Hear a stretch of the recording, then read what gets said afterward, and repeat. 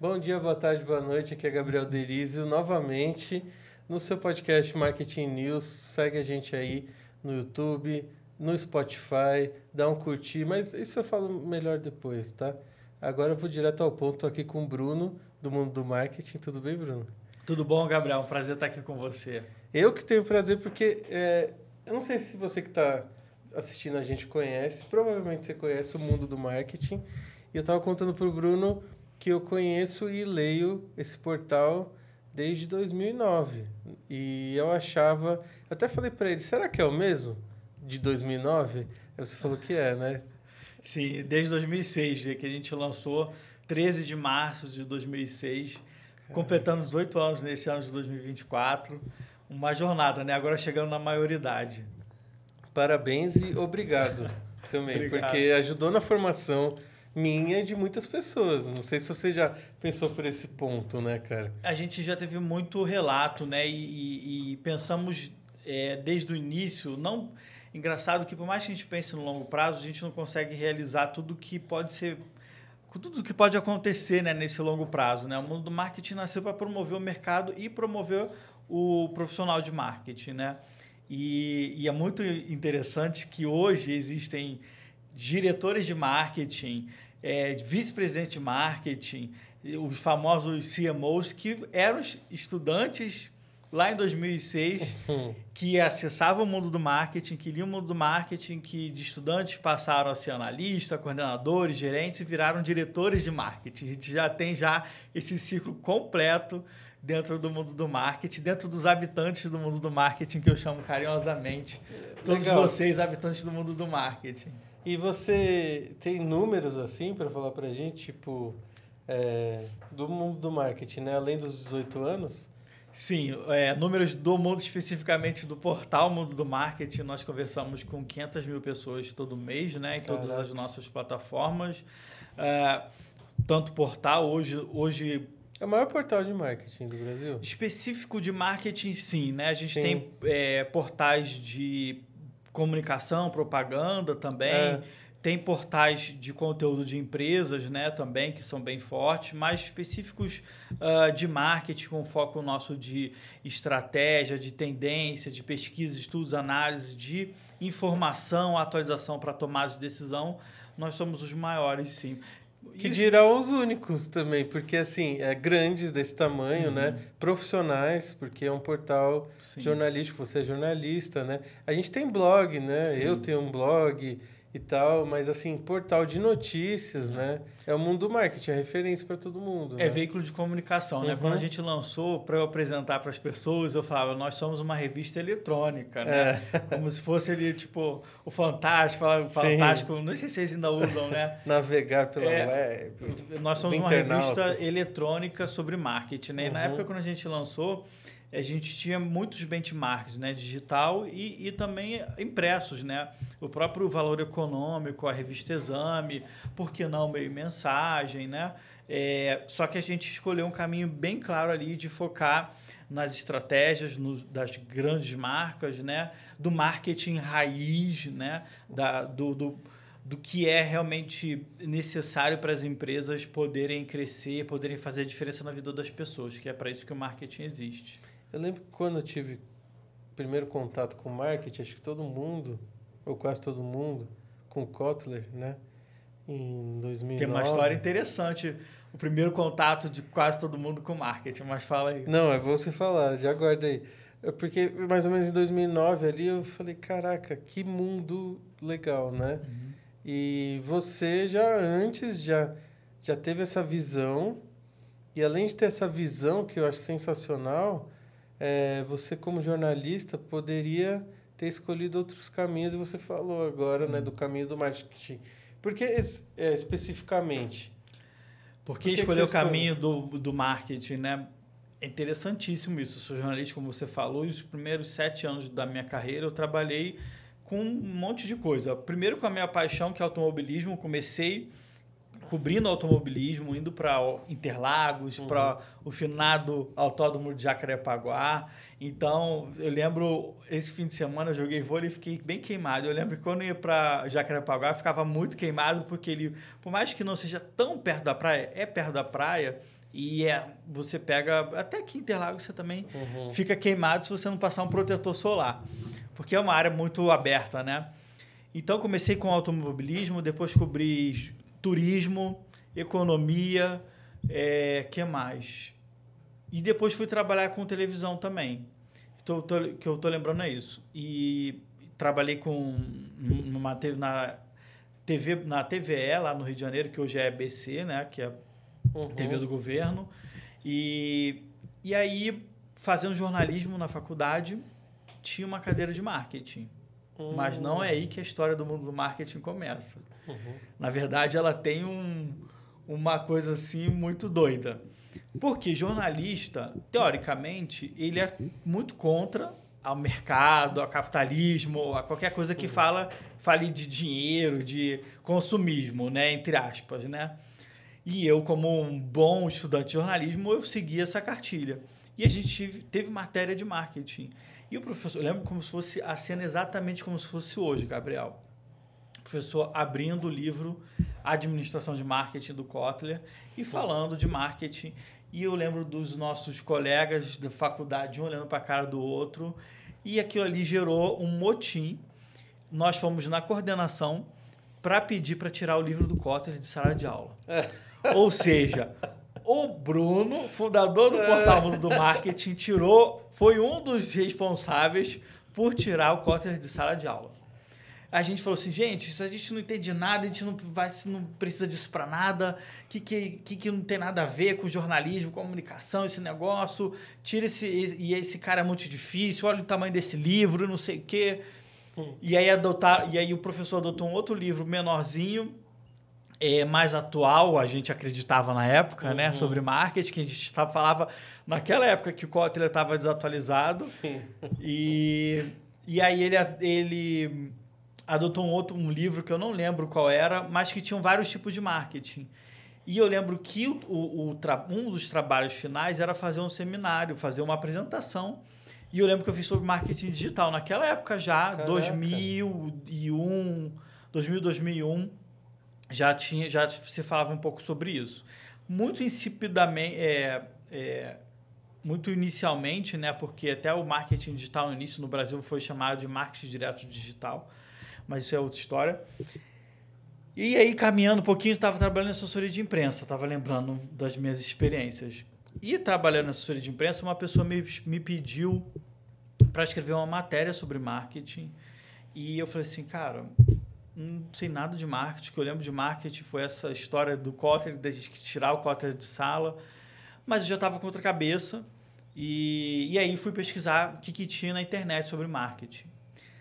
E olhei, na época eu estava na faculdade, no último período da faculdade, olhei na biblioteca e tal. Aí eu cheguei para a pessoa e falei assim, olha só, não tem uma matéria para você não. Eu tenho um projeto aqui da gente fazer um portal de conteúdo para o profissional de marketing. Que até hoje é raro. Exatamente. Existia, coisa, né? era um site de só que esse site ele era focado para estudante.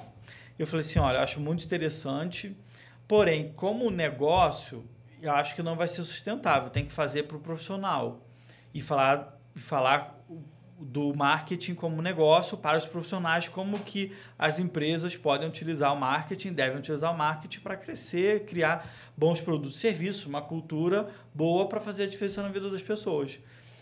Aí a pessoa até na hora se empolgou, mas depois não quis investir no projeto. Aí passou 6 meses e eu fiquei angustiado. Falei assim, cara, tem uma oportunidade aqui. E aí cheguei para essa pessoa e falei assim, olha só, você realmente não quer fazer? Porque se você não fizer, eu vou fazer isso algum dia. E aí chamei meu irmão que trabalhava com o site, criando o site, e ele falou, Bruno, não vou fazer isso não, porque você já fez lá atrás um site de automobilismo que não deu certo, vai ser mais uma coisa que não vai dar certo. E aí o sócio dele na época falou, não, vamos ver qual é, vamos... Ele não queria nem me ouvir, meu irmão. Vamos ouvir. Aí eu fiz um plano de marketing, um plano de negócio e tudo, mostrei para eles e aí viram que tinha oportunidade, a gente lançou em 13 de março de 2006. Caraca, mano. Essa é a história. E desde aquela época até hoje, alguns cenários não mudaram. Assim, você me falando assim, por exemplo, eu consumo muito conteúdo de marketing para a gente falar aqui no podcast, para a gente alimentar os canais, né? Tem muita matéria do mundo do marketing nos nossos canais. E assim, se você for fazer uma busca agora no Google de notícias sobre marketing, quase que vocês são os únicos, né? É muito raro você ver um exame, alguma coisa ali no meio. E eu não sei se tem a ver com o profissional não ter interesse no estudo, na atualização, porque, ao meu ver, não é isso.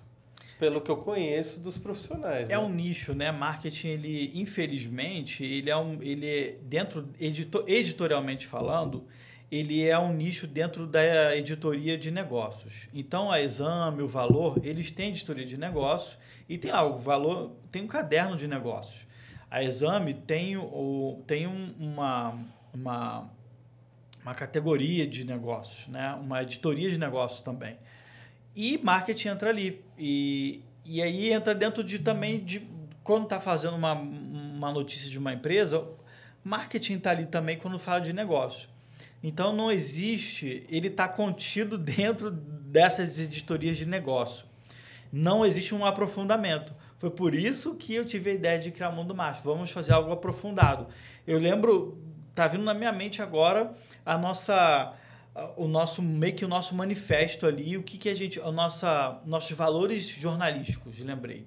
Nossos valores jornalísticos estavam lá, aprofundamento, contextualização, exatamente para fazer isso. Porque numa empresa como um todo, imagina uma empresa que tenha, sei lá, 100 pessoas. No marketing você vai ter 3, 4, 5 pessoas no máximo. No máximo. Então, assim, dentro de uma empresa... E aí, no mercado, isso acaba... No mercado editorial, de conhecimento, acaba sendo refletido. É só você ver quantas faculdades e cursos e alunos tem de marketing versus administração, por exemplo. Mas... se você for pensar também, RH, contabilidade, sim, o tanto de notícias, de portais que existem...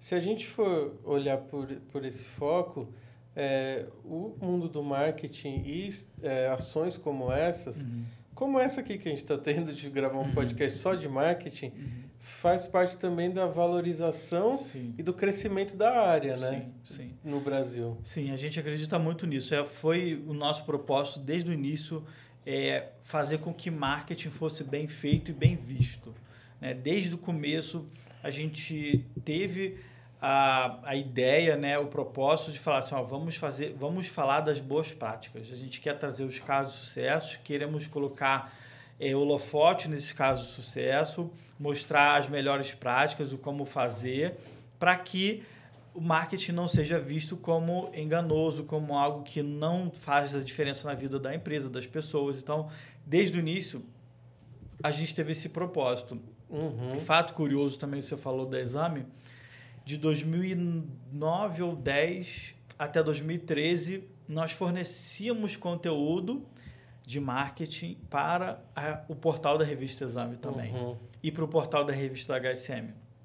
A gente cortou a parceria em 2013 porque a gente lançou depois, imediatamente, a nossa área de conteúdo fechado.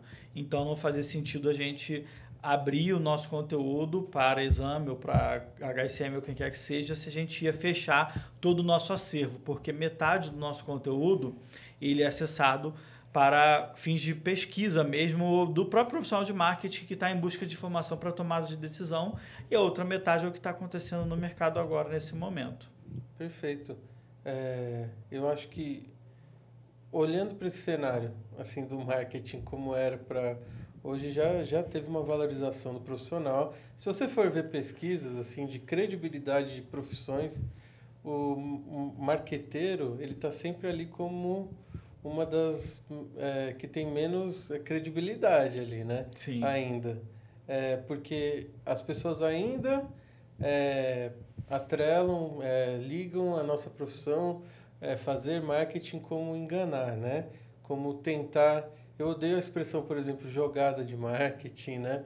Ah, fez uma jogada, parece que a gente está jogando para enganar as pessoas, né?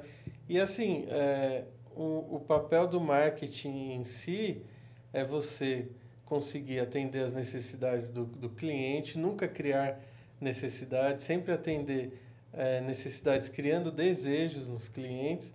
E se você consegue ter mais informação, se você consegue disseminar melhor isso, pô, as pessoas começam a acreditar mais. E eu acho que a gente está numa fase de valorização do marketing daqui para frente, porque a gente teve um período aí dos gurus aí, né, nesses últimos anos, que foi muito difícil para todo mundo que trabalhava com marketing.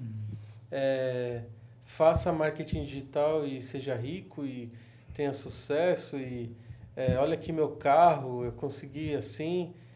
Porque a cada hora, eu costumo falar que é a mesma galera, eles vão migrando, né? De coach para marketing, vão descredibilizando as profissões e as pessoas, né? Parece que essa galera está esquecendo um pouco o marketing, ainda bem, e a gente também do marketing está se conscientizando. Eu começo a ver, principalmente no TikTok, uma crescente de influenciadores. Tem o André Oliveira, por exemplo, que ele vai vir aqui, tem muitos influenciadores novos falando do marketing raiz, que nem você falou, né? A gente não precisa também falar raiz Nutella, mas existe o marketing do Kotler, que nunca se desatualiza, porque são princípios, são diretrizes, né? E existe, talvez, na antítese, não que o Kotler não deva ser criticado e tudo mais, tem vários pontos ali, mas na antítese um marketing que são de pessoas que realmente não têm conhecimento sobre o que é marketing, né? É verdade. Na verdade, existiu até uma fase pré-digital, né?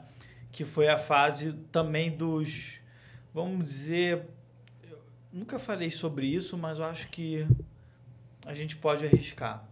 Foi a fase dos criativos, né? E essa fase dos criativos, hoje dinossauros da propaganda, se investiam milhões e não se comprovava resultado. Foi isso que fez surgir os gurus, eu acho. Depois, né? Depois com o digital, né? Depois do digital, aí foi outra fase. A gente teve uma fase, talvez teve um limbo ali.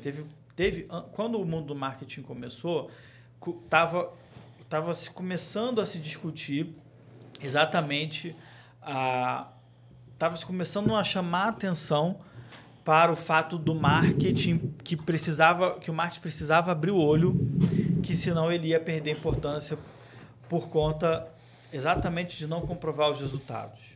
Que é a galera que se preocupava com Cannes. Exatamente. Né? Eu preciso ganhar prêmios. Exatamente. Né? Exatamente. Não em vender. Exatamente. Né? Ainda existe essa galera. Existe, mas cada vez menos. Sim. Né? Existe, mas hoje não se sustenta. Uhum. Ninguém mais rasga dinheiro em marketing. Uhum. Existem, claro que falar ninguém rasga, eu estou exagerando, mas assim, até uma campanha de branding, hoje as pessoas sabem que elas têm que ter outros KPIs. Na verdade, uma campanha de branding tem que ter vários KPIs que não só aumentar a lembrança de marca, ou que já é uma coisa importantíssima, né? Porque dentro de uma funil ali de conversão é importante, né? Mas hoje até uma campanha de branding ela tem vários indicadores para contribuir com o negócio. Então, a fase que o mundo do marketing, quando o mundo do marketing lançou, foi uma fase que as pessoas mais sensatas, né, estavam chamando atenção para o fato que o marketing poderia perder importância porque não estava comprovando o resultado, e a gente via claramente a área de finanças, né, cortando cada vez mais verba de marketing. E aí o que aconteceu 10 anos depois foi que começaram a surgir metodologias e ferramentas que propiciaram a mensuração dos resultados, que é aí que foi o digital. E aí, junto com o digital, veio essa galera guru, que eu acredito que eles não fizeram tão mal quanto o bem que o digital fez, porque o digital ele inseriu muitas empresas no jogo, né, de competição, puderam fazer campanha, né, para muitas pessoas, puderam competir realmente com outras empresas que elas não teriam oportunidade se não fosse no digital. Então, o digital ele trouxe mais benefícios do que malefícios, na minha opinião. Democratizou muito, exatamente, né? Antes, uma pequena empresa nem pensava em falar em marketing, né? Apesar de sempre ser possível se fazer marketing, né? A gente está recortando ali a comunicação, né? Comunicação de marketing. Né? Quando a gente fala de marketing raiz, a estratégia, a visão de marketing, a visão de mercado, a visão do cliente, a visão de produto, né? Hoje em dia, eu sempre falo isso, sempre vou falar, né? O marketing, ele é como se fosse um médico clínico geral, né? O generalista. E aí, dentro desse clínico geral, você tem o cardiologista, você tem o neurologista, você tem o ortopedista. Igual você tem o cara especializado em brand, o cara especializado em digital, gente especializado em neuromarketing, em eventos, em incentivo, em CRM, em várias milhares de especialidades que vão ajudar no todo também. É que o inconsciente coletivo ainda, da pessoa que não é da área, ainda marketing é comunicação. Reduz, né? A comunicação e reduz a comunicação digital hoje em dia também. Sim, exatamente. Isso sim eu acho muito ruim, mas também acaba sendo um primeiro passo. Né? Um primeiro passo de quem não sabia nada, quem não fazia nada, e ele vai fazer alguma coisa no digital e ele começa a perceber que o buraco é mais embaixo. E você acha que a tendência desse profissional de marketing, porque você lida muito com profissionais e vê o crescimento das áreas e tudo mais, você acha que a tendência é o cara ser mais generalista ou especialista agora? A tendência é um profissional que ele mistura um pouco dos dois. O que isso quer dizer? É um profissional em T. Que ele tem diversos conhecimentos, mas ele consegue aprofundar em algumas coisas. Porque hoje o marketing ele é tão complexo e ele é tão profundo que se você não tiver um aprofundamento em certas disciplinas, você não vai conseguir desenvolver tudo o que é necessário. Então, você precisa ter uma visão de todo, uma visão de negócio aqui, visão de gente muito importante, de estratégia, sabe? Do todo, de marca, isso aqui é muito importante. E aí você pode entrar para brand, você pode entrar para performance, você pode entrar para trade, shopper, deve entrar para digital, para growth, para um monte de coisa. Perceba que se você está falando de growth, você vai precisar de branding. Se você está falando de shopper e trade, você vai precisar de tecnologia no marketing, que hoje é muito importante. Nada se faz no marketing hoje sem tecnologia. Então, assim, não dá para fazer marketing sem olhar para o todo. Então, esse profissional analítico, de cada 10 vagas, 11 pede perfil analítico. Né? Então, quando a gente fala de perfil analítico, é um cara que entende um pouco de todo. Né? E que consegue interpretar números, que consegue interpretar cenários, consegue interpretar o comportamento das pessoas. Né? Essa questão generalista ela é importantíssima, mas ela carece de um aprofundamento aqui, principalmente na média gerência, baixa gerência. Né? Quando você vai para alta gerência, não, o cara mais generalista ele é mais importante. Sensacional, nunca tinha tido contato com esse T que você falou aí. Faz muito sentido. Faz, e não sou eu o pai da criança, eu ouvi muitos amigos e colegas falando sobre isso. Né? Eu lembro claramente do Robson Harada, que hoje é o CMO do mercado Bitcoin, eu acho que ele falou um pouco sobre isso também. E não é à toa que o nosso MBA ele nasceu com essa visão, dessa formação em T. Né? Ele traz diversas disciplinas, mas ele consegue aprofundar em várias disciplinas, mas ele é mais focado, mais generalista mesmo, porque a gente tem muito esse framework na cabeça. Porque tem pessoas que vão fazer o MBA em marketing a partir de uma profissão inicial, de uma formação inicial de administração, por exemplo, comércio exterior. Própria publicidade, relações públicas, jornalista, tem muito. Exatamente. E tem pessoas que vão fazer já a faculdade em marketing e fazer um MBA, aí já é outra necessidade. Como que você pensou o MBA de vocês? É interessante, Gabriel, porque a gente se surpreendeu. A gente teve uma surpresa muito grande no MBA, um volume muito alto, para mais da metade dos alunos fazendo o segundo MBA em marketing. Porque já tinham feito o MBA há 8, 10 anos, e aquele MBA que ela tinha feito 8, 10 anos atrás estava totalmente defasado já, versus o que a gente oferece hoje, que é uma formação muito atualizada. As disciplinas são as mais atuais do mercado. Tem disciplina lá que Dá uns exemplos assim. Product Marketing, por exemplo. Marketing de produto. É um tema, inclusive, muito pouco falado. Sim. Né? E a gente tem disciplina. A própria marketing analítico, data-driven marketing analítico. Eu não vi ainda em grade nenhuma de nenhum curso. Essas duas me vêm muito à cabeça. O próprio CRM perdeu um pouco de espaço, hoje é fundamental, a gente resgatou. Branding é fundamental. Growth, a gente tem a disciplina de Growth. Então, a gente se surpreendeu com isso de...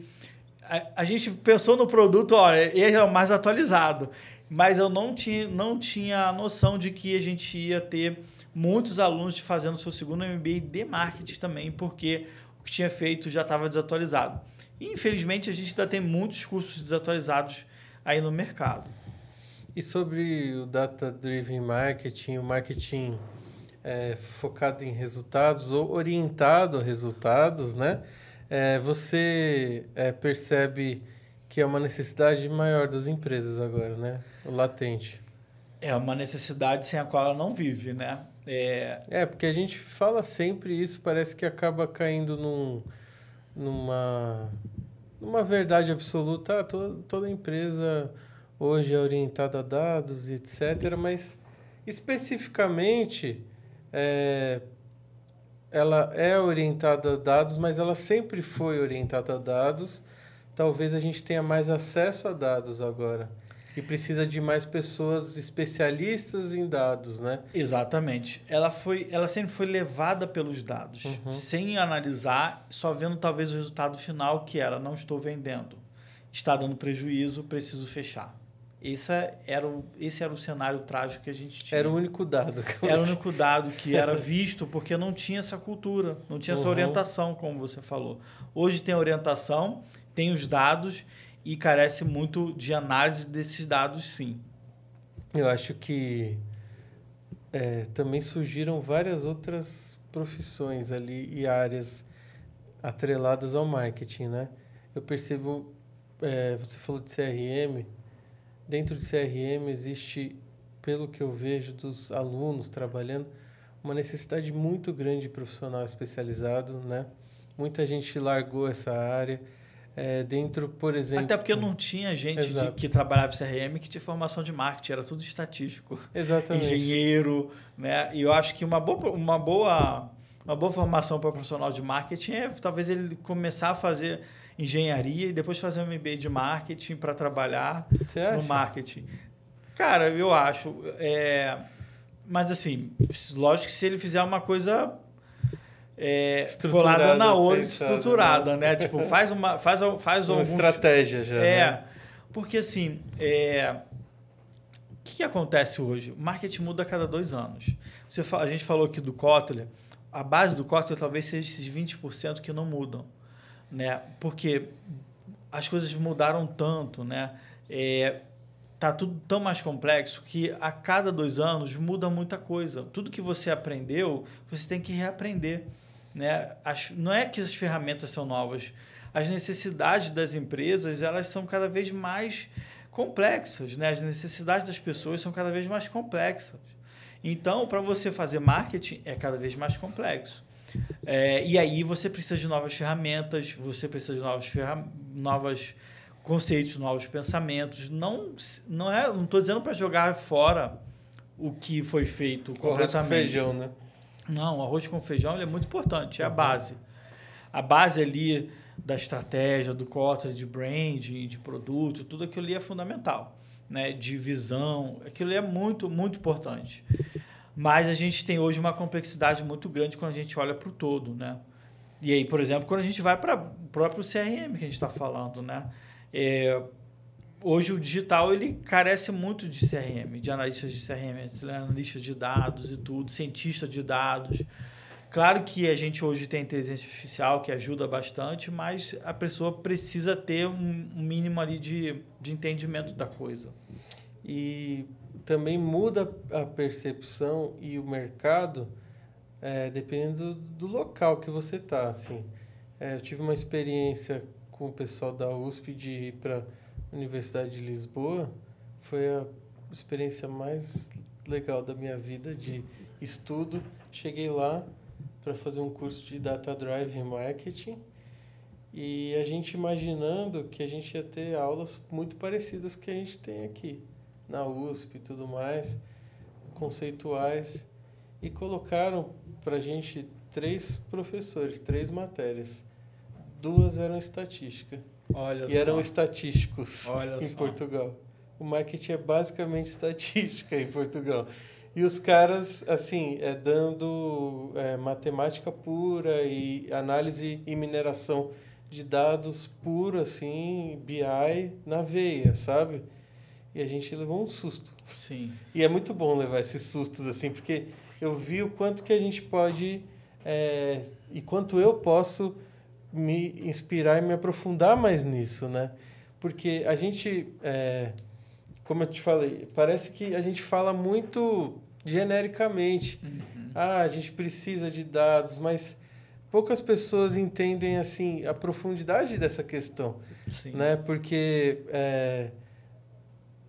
os termos em marketing, as ondas, elas vão e vêm. Todo mundo falava de metaverso, todo mundo falava de Big Data, e as coisas vão passando sem um entendimento profundo sobre aquilo, né? Porque metaverso já existia, os dados já existiam, tudo já existia, e o marketing ele vai mudando de 2 em 2 anos, de 1 em 1 ano, os profissionais ficam loucos querendo se atualizar e tudo mais, mas às vezes recorrer, por exemplo, a um curso de estatística resolve muito do problema, né? Para a gente não apavorar, né, os nossos habitantes do mundo do marketing, eu acho que é um aprofundamento ali, né? É uma vertical bem profunda quando a gente vai falar de estatística, até porque hoje existe muita ferramenta que, com o próprio Big Data, vai te trazer bastante informação e aí você vai ter ali mais um trabalho de modelagem, tudo, e de análise daqueles dados, né? Mas é fundamental, sim, é importante saber de números. Eu já falo isso recorrentemente, que o profissional de marketing passa por uma nova alfabetização do marketing, né? Que é isso, aprender estatística, aprender as sopas de letrinhas, né? De CAC, LTV, churn, cohort, essas coisas você tem que saber. E isso era inimaginável até pouco tempo atrás. Não tanto tempo atrás assim, né? Mas infelizmente para a grande maioria. 4 anos, vai, atrás era inimaginável, vai. Isso, eu lembro em aula. Deles Mas assim, assustarem quando viam isso aí. Claro que já tinham pessoas fazendo e falando, mas não era um consenso, né?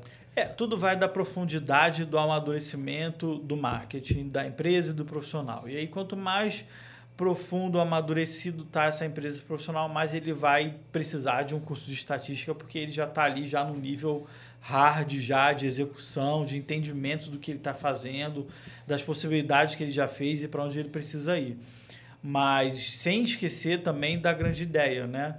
E isso é importante. Eu já fui muito contra esses os dinossauros da propaganda, né? Que já estão aposentados já, né? Já estão, mas alguns estão aí ainda. Que eles fizeram discípulos aí. Sim, mas... E eu, quando eu fiz faculdade, nessa época que você criou o mundo do marketing, era a nossa referência. Sim. O nosso modelo, o nosso sonho de trabalhar com marketing era trabalhar nas grandes agências criando comercial para TV. É. E eu passei por todas essas transformações como você e o mundo do marketing, né? Existe ainda hoje esse imaginário, mas ele não é mais parte da realidade, né? Quando você vai fazer um comercial para a TV, hoje você precisa utilizar dados também, né? Tanto para criar, para saber com quem você vai falar, como você vai falar, como para poder mensurar. Ou como até para fazer uma ideia disruptiva, né?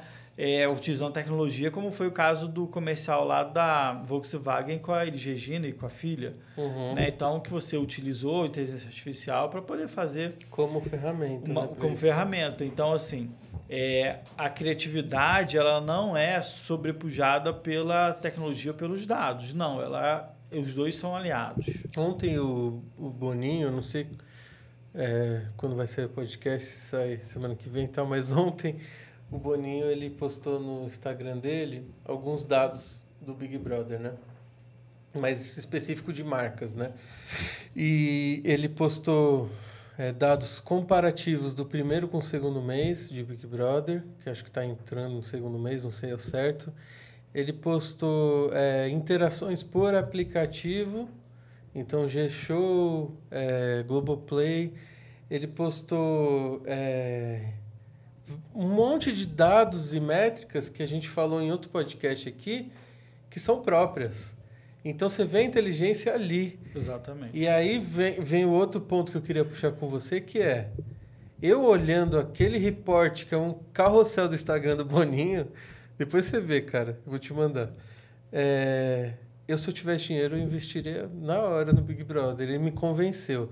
Então, eu queria saber de você, você acha que a gente está atraindo mais investimento para o marketing agora? Com certeza. Até porque quem tem um amadurecimento de negócio um pouco maior sabe que marketing é necessário para a empresa crescer, para a empresa poder realmente fazer produtos, serviços que façam a diferença na vida das pessoas, né? Então, quando você comprova esses resultados, fica muito mais fácil. A gente fez em 2023 um levantamento indicando que a maioria das empresas iriam aumentar os seus investimentos em marketing. E eu lembro de ter feito já esse levantamento lá atrás, muito tempo atrás, e não era esse cenário, né? Você tinha um cenário muito de estabilidade ou queda. E hoje a gente tem um cenário de crescimento. Se a empresa não estiver aumentando seu investimento de marketing, das duas uma, ou o marketing não está fazendo o trabalho que deveria fazer, comprovando os resultados e dando resultado, ou a empresa está tendo problemas extras ali de produto, de comunicação, que está fazendo com que ela encolha, né? Porque não faz sentido hoje você não aumentar o investimento em marketing a partir do momento que se você... Às vezes, Gabriel, e eu tenho visto isso também, às vezes você não precisa aumentar não também, tá? Às vezes você fazer com inteligência, você vai ter muito mais resultado. Fazer com análise de dados, com inteligência artificial, você vai ter muito mais resultados. A gente tem 2 casos no Clube Mundo do Marketing que falam sobre isso. O case da Croton e o case do Daicoval. Eles, com a mesma verba, mais que dobraram, triplicaram. O Daicoval aumentou em 5 vezes o resultado. A Croton também, eu não lembro exatamente, mas assim, aumentou absurdamente o resultado com a mesma verba. E às vezes até diminuindo verba. Por quê? Você tem inteligência, né? Você tem análise, você tem entrega de conteúdo, de oferta específica para pessoas específicas que tem maior taxa de adesão, maior taxa de conversão. Então, às vezes, com o mesmo recurso, você faz muito mais. Você está falando do assunto que a gente falou no último podcast, que é segmentação e personalização, que traz também uma economia de recursos e um aumento de resultados. Porque, assim, eu tô muito traumatizado desses anos de agência, de apresentar relatório, porque hoje em dia a gente já sabe melhor, né? Mas no começo era assim: oi, tudo bem? Você teve tantas impressões, tanto de alcance, você teve CTR tanto, esse mês, cliques, e aí o gestor, o dono de empresa, assim, só concordando, e aí esperava você terminar o relatório e falava, tá, e daí? quanto de venda isso representa, eu não estou vendo o resultado, sabe? Isso traumatiza, porque foram várias vezes, né? Até eu passei por esse caminho ano a ano e percebendo que os resultados, às vezes, eles são muito diferentes para empresas diferentes. Então, eu vou te explicar, por exemplo, por que é difícil para a agência ou para o profissional mostrar resultado. Porque a gente tem uma empresa que vende câmera, por exemplo. O que ela vai te falar? Ela vai te falar que ela quer aumentar as vendas. Mas, às vezes, a necessidade dela não é essa. Às vezes, a necessidade... E o gestor não sabe explicar. O dono da empresa não sabe explicar. E aí que eu estou querendo chegar com você, que eu, como agência, eu trabalho marketing com pessoas que trabalham com marketing. Eu estou atendendo necessidades primeiro do meu cliente para depois atender a necessidade do cliente dele. Eu, como interface disso, às vezes eu percebo que o cara ele quer aparecer em primeiro lugar na frente do concorrente dele. Isso é muito mais importante para ele do que exatamente o volume final de vendas. O erro está aí, né? Você tem que falar com o cliente dele direto e Exatamente. tem que ter uma conexão com vendas, né? Que isso também que se perdeu no passado e que vem se retomando cada vez mais, que é a conexão de marketing com vendas. Mas onde você acha que um entra, outro entra?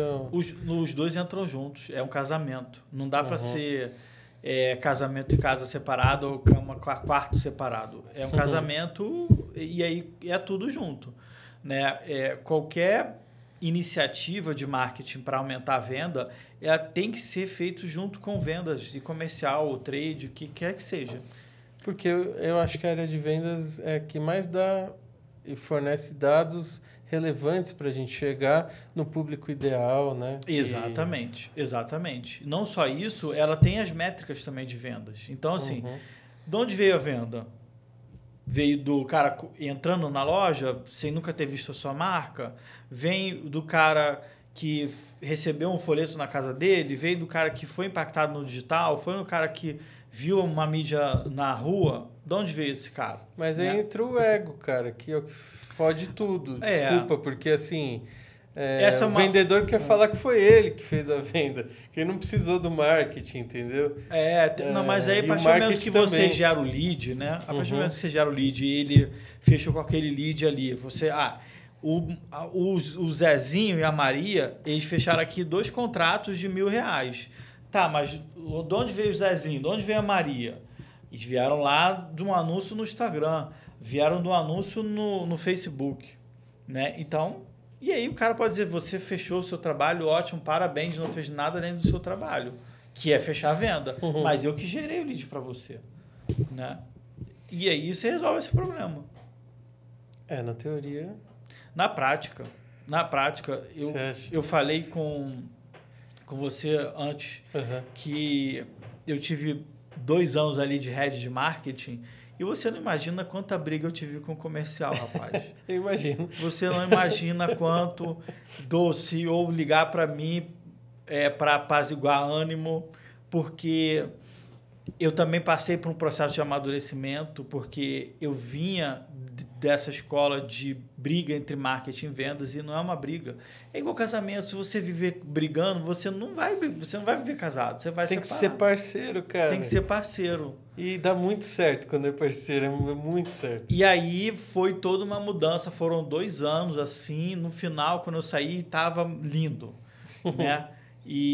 Mas é isso, não tem, o ego fica de lado, porque uma hora você vai estar errado, uma hora vendas vai estar errado, mas é assim, cada um entender que faz parte do jogo e está todo mundo ali no mesmo time, remando para o mesmo resultado. Eu sinto que é muito batata quente, às vezes, sabe?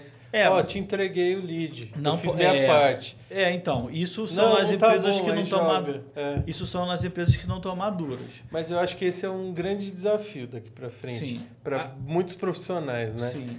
As empresas, os profissionais de marketing que têm mais maturidade, elas já estão totalmente trabalhando em conjunto e já estão em lua de mel já há bastante tempo.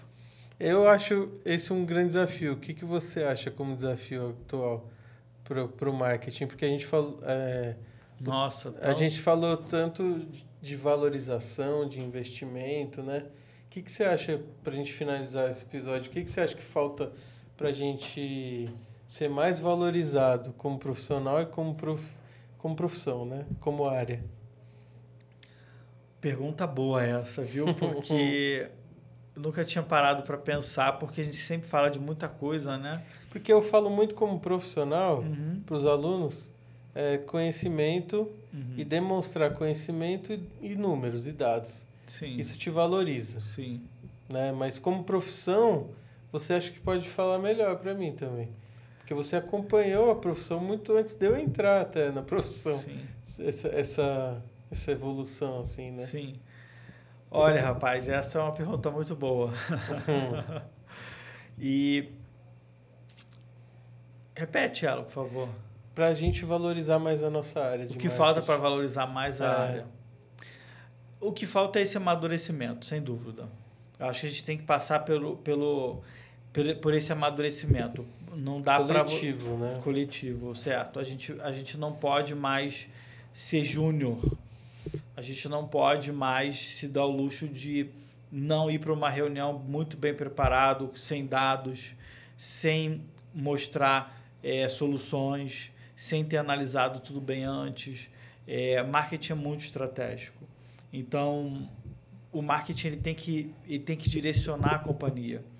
Ele tem que ser um grande propulsor da companhia. E se ele não fizer isso, ele está perdendo a relevância e a importância. Então, esse é o maior legado que o marketing deixa para as empresas, né? Com certeza, eu concordo. E obrigado por todo o conhecimento, toda a história, por você também ter proporcionado para a gente gratuitamente conteúdo de qualidade por tantos anos aí, cara. Espero que dure muito mais, que chegue em 20, em 30 anos de mundo do marketing. E obrigado por aceitar o convite. Obrigado, uma honra ter estado aqui com vocês. Um grande abraço. Até a próxima. Valeu. E dá uma avaliação lá no Spotify, que é muito importante. Colocar as estrelinhas lá.